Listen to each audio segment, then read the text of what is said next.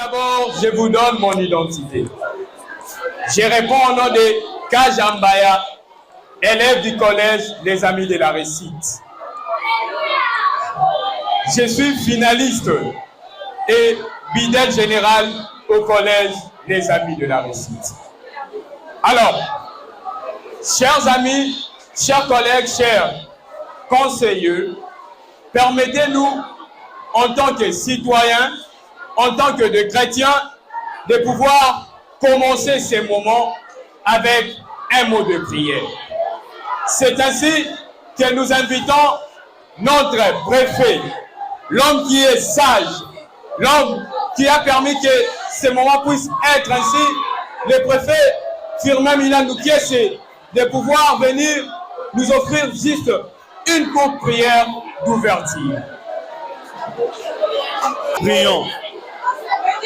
Dieu notre Père, nous te sommes infiniment reconnaissants pour ton amour et tes bienfaits.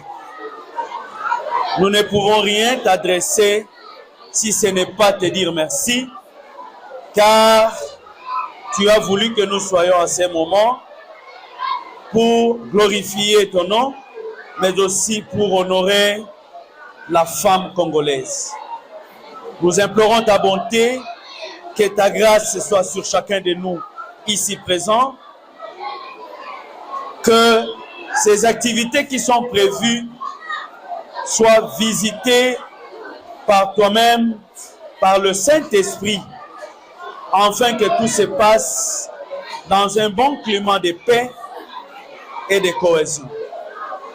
Nous abandonnons également, nous te confions tous ces élèves, filles et garçons ici présents, que toi seul tu puisses les assister, les accompagner, afin que tout ce qui sera dit ici soit au profit de leur éducation et de leur devenir.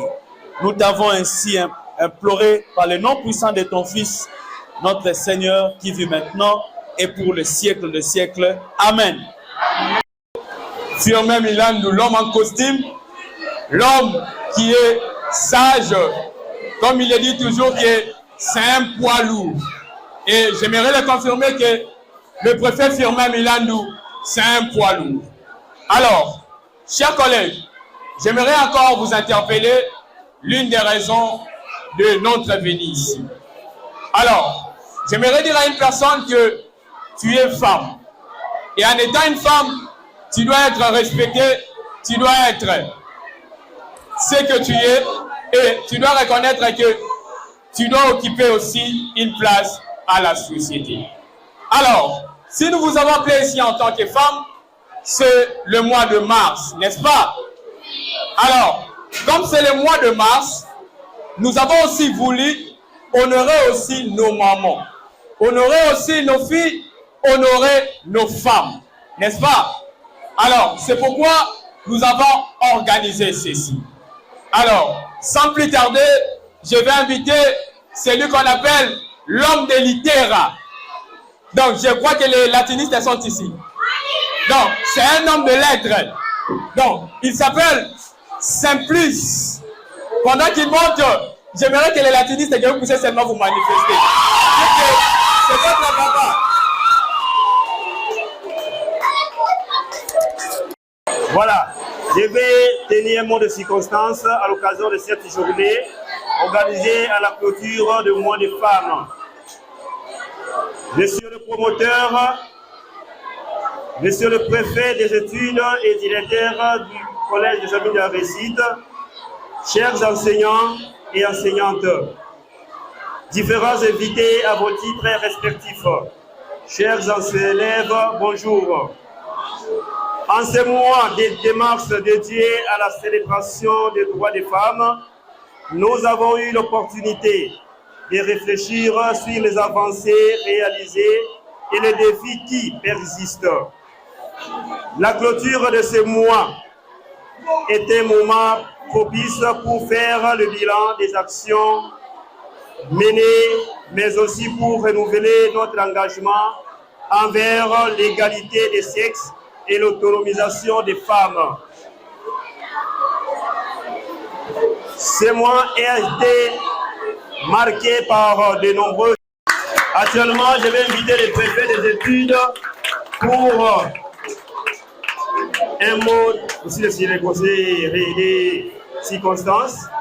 Et après, le préfet a serré les cordons qui n'est pas encore là, il va les tenir après. Je voudrais par ici vous inviter tous à une attention soutenue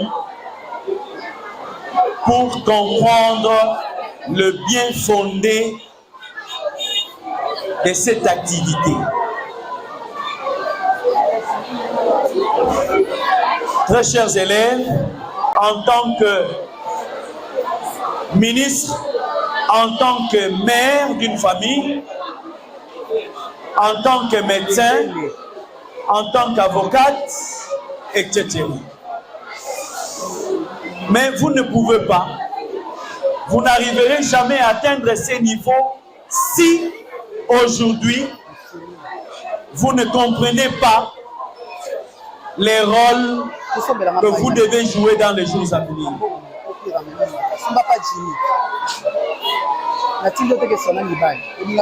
L'éducation qui commence à partir de la famille, à côté de vos parents, à côté de votre père ou de votre mère, vous devez retenir ceci. Suivez. Et l'avenir se prépare à partir de l'école. Si tu veux devenir une femme de valeur, une femme qu'on doit honorer, respecter, tu dois commencer à construire cet avenir dès à présent. Chers élèves,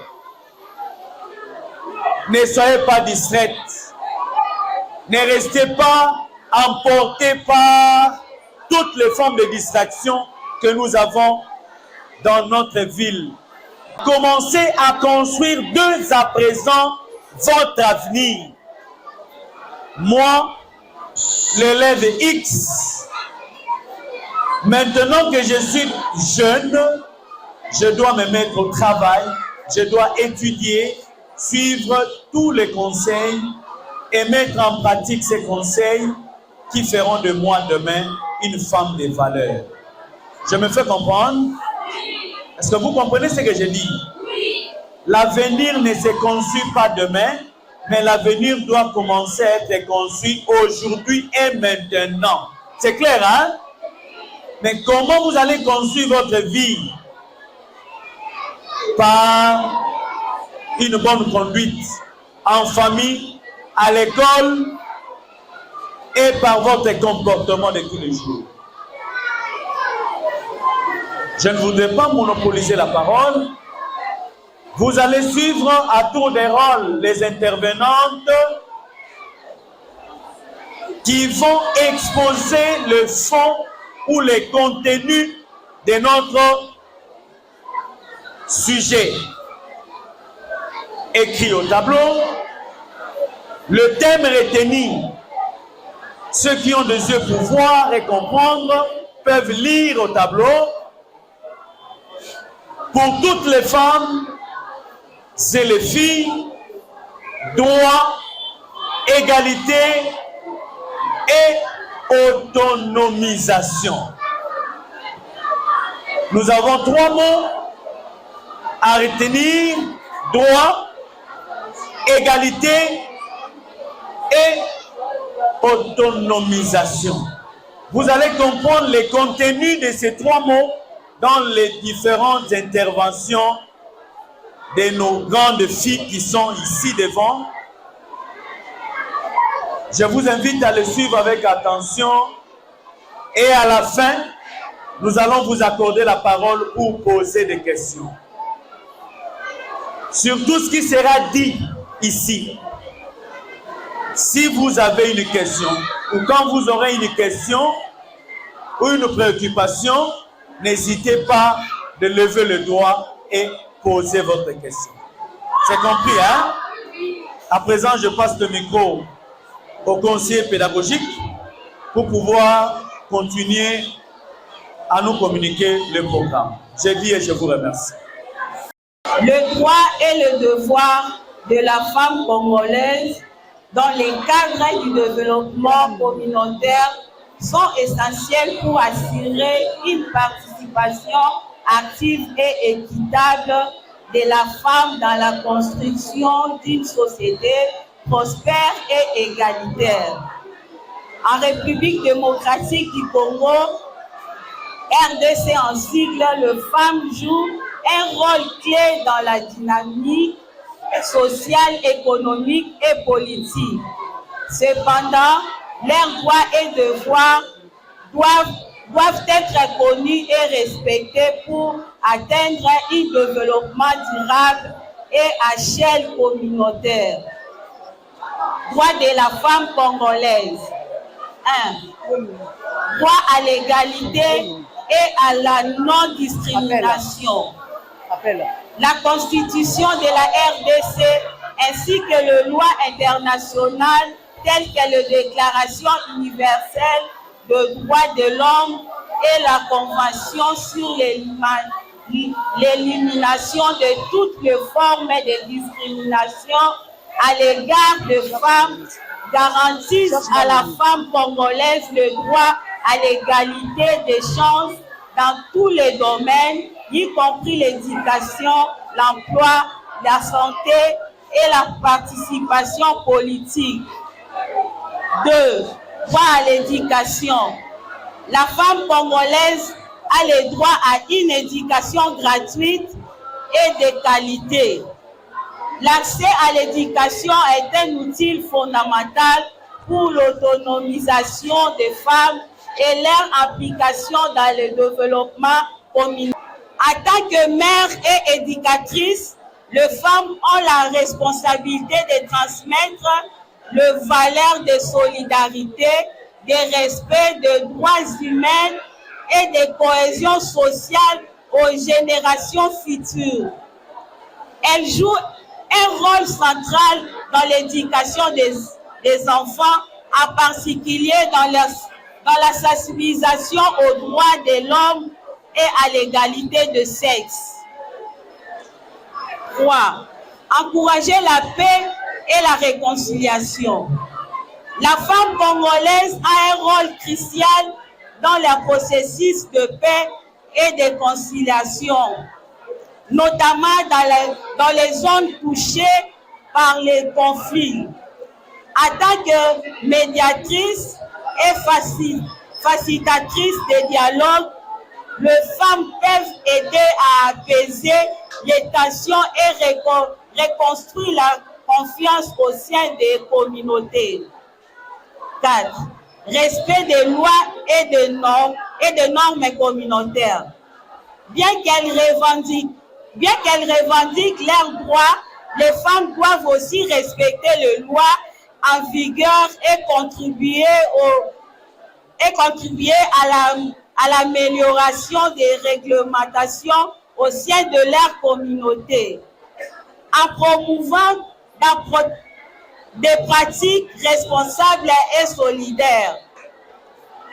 5. Lutter pour l'autonomisation et l'égalité. Les femmes doivent également être des artistes de leur propre autonomisation en cherchant à acquérir les compétences, à créer des entreprises et s'engager dans des initiatives économiques qui contribuent au développement local. Elles ont aussi le devoir de sensibiliser les autres femmes aux droits de leurs bénéficiaires. Conclusion. Pour que la femme congolaise puisse jouer un rôle véritablement transformateur dans le développement communautaire, il est indispensable qu'elle bénéficie d'une reconnaissance effective de ses droits, accompagnée d'un environnement propice à son épanouissement. L'autonomisation de femmes est non seulement un droit, mais aussi une faveur clé pour le développement durable de la société congolaise. En équilibrant droits et devoirs, la femme doit un pilier central dans la promotion d'une communauté plus inclusive, équitable et prospère. Vive la femme de la RDC.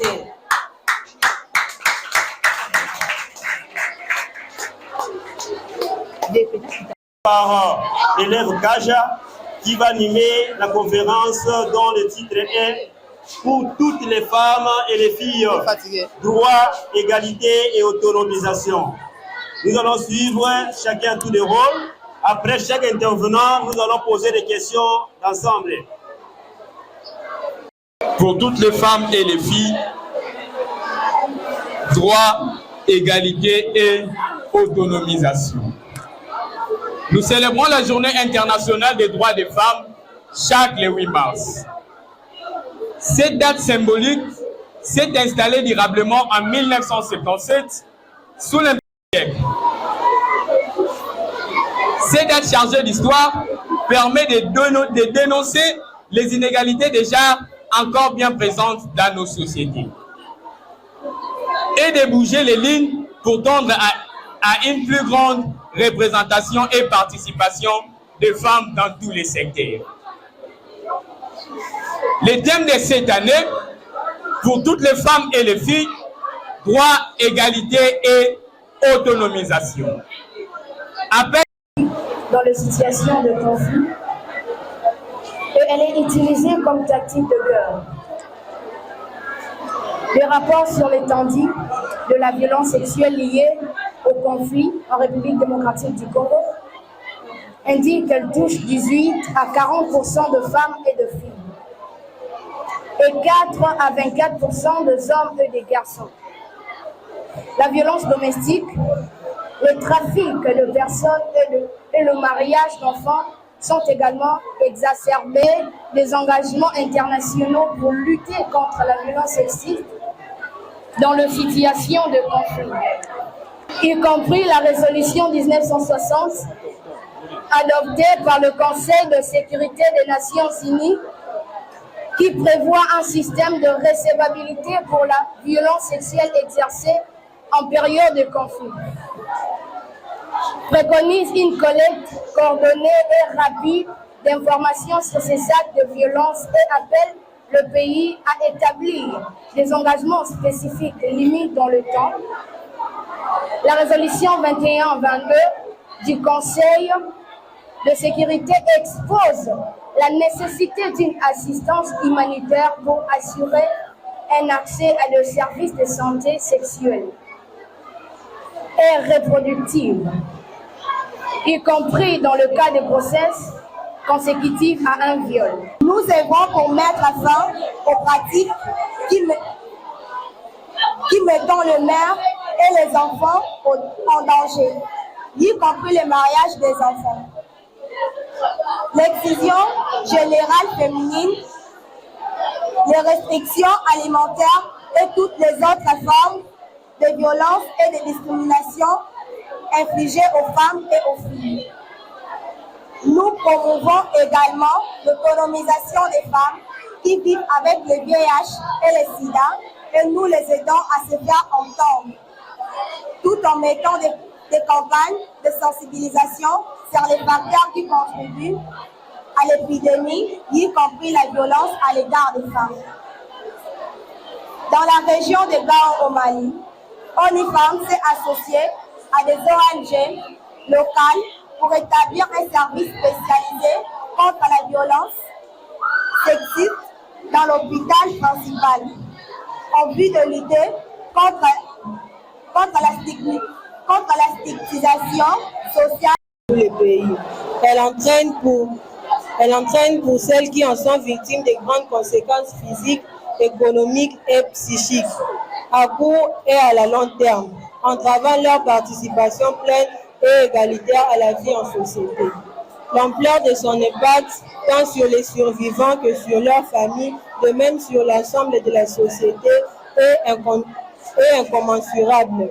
La nouvelle normalité créée par la pandémie, notamment les mesures de confinement, les restrictions à la mobilité, L'isolement accru, le stress et l'incertitude économique a provoqué une flambée.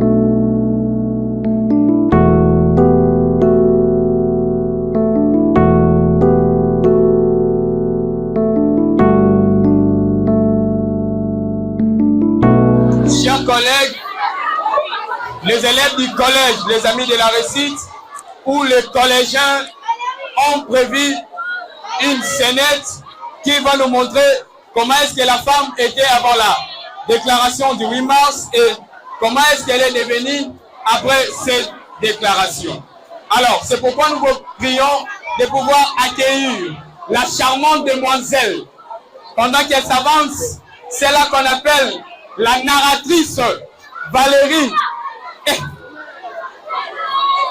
Apparemment, elle est belle, hein? Distingués invités, bonjour. Je réponds au nom de Bolomo Iseka, élève de la deuxième humanité littéraire au collège Les Amis de la Récite. Nous, les élèves du collège Les Amis de la Récite, avons préparé une pièce théâtrale intitulée Éveil et émancipation pour vous montrer comment la femme était avant et comment elle est devenue après la déclaration du 8 mars. Notre pièce théâtrale a 5 personnages. La première, c'est la narratrice qui est devant vous. La deuxième, c'est la femme d'autrefois.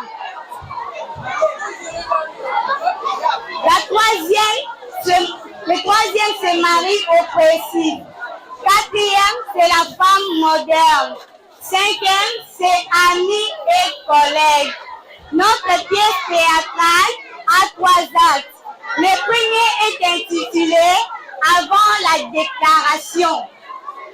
Avant la déclaration de la journée du 8 mars, les femmes étaient souvent confinées à des rôles domestiques et subissent des traitements injustes.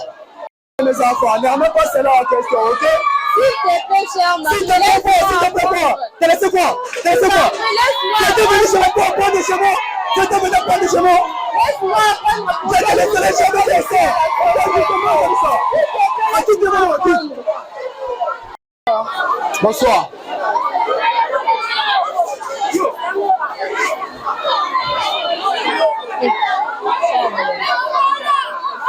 Monseigneur, bon appétit.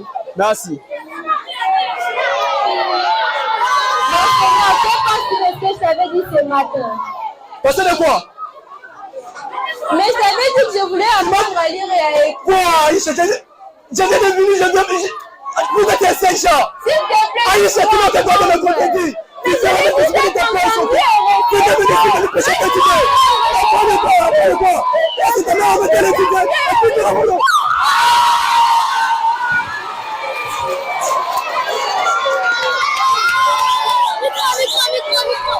Bonjour mesdames. Femmes, il est temps pour nous de nous lever et de revendiquer nos droits. Nous méritons d'être traités avec respect et dignité. Main dans la main, nous construirons un avenir où chaque femme peut réaliser ses rêves et vivre sans entrave ni peur. Nous sommes avec un Fatima. Ensemble, nous changerons des choses. Merci.